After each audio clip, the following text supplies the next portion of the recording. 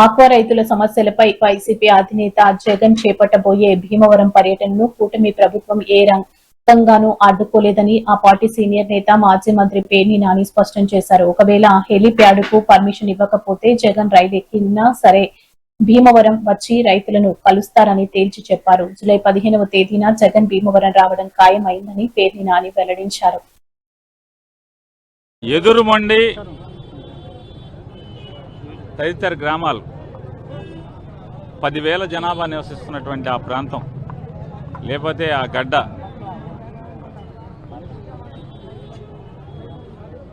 ఎన్నో వందల సంవత్సరాల నుంచి ఆ భూమి పుట్టి, అంటే మనుషులు నివాసం ఏర్పాటు చేసుకుని ఎన్నికలప్పుడు మాత్రమే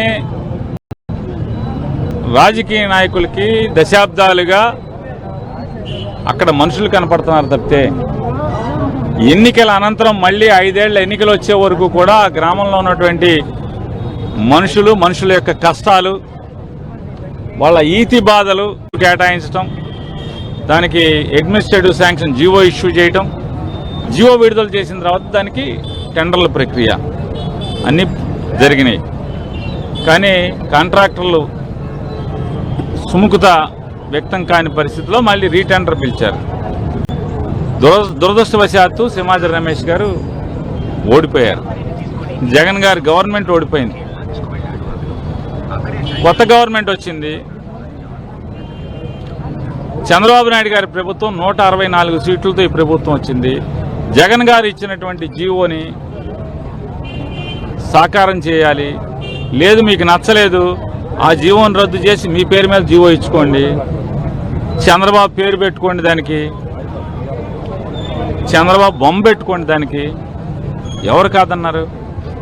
కానీ ఏమి చేయకుండా కాలయాపన చేస్తా జగన్మోహన్ రెడ్డి గారు ఇచ్చినటువంటి జీవోను కూడా నిరర్ధకం చేస్తూ ఆ గ్రామవాసుల్ని నిర్లక్ష్యం చేయటం, ఆ గ్రామవాసుల్ని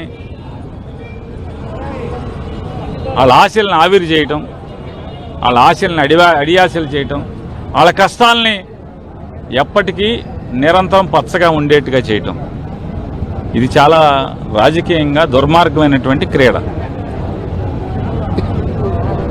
మంచో చెడో ఆయన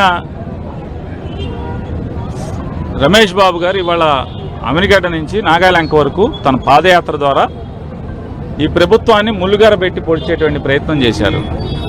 నిద్ర నటిస్తున్నటువంటి మీరే ఉన్నారు, అప్పుడంటే కిందే ఉన్నాం, పైన లేం కదా, అప్పుడు డప్పా కొట్టారు, ఇప్పుడేంటి మరి అంటున్నా. రేపల్లి రైలు ప్రతిసారి శాంక్షన్ చేస్తారు మీరు. కన్నట 5 ఏళ్ళు అయిపోయింది, 7.5 ఏళ్ళు అయిపోతుంది మీరు ఎంపీ ఎమ్మెల్యేలు ఇద్దరు.